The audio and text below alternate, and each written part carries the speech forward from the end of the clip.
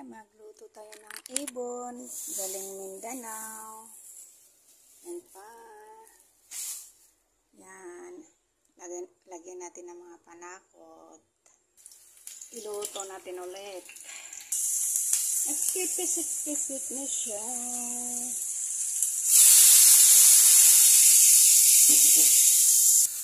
Yan na, ilalagay natin ng mga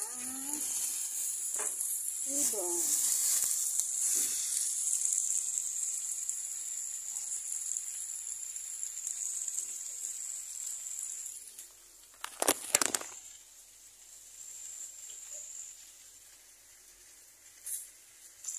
Yan na siya.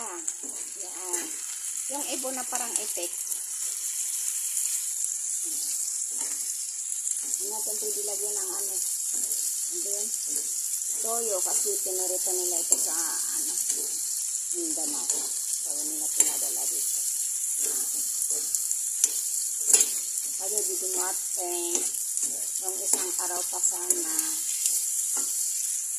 Diba? Thank you po. God bless us. Bye.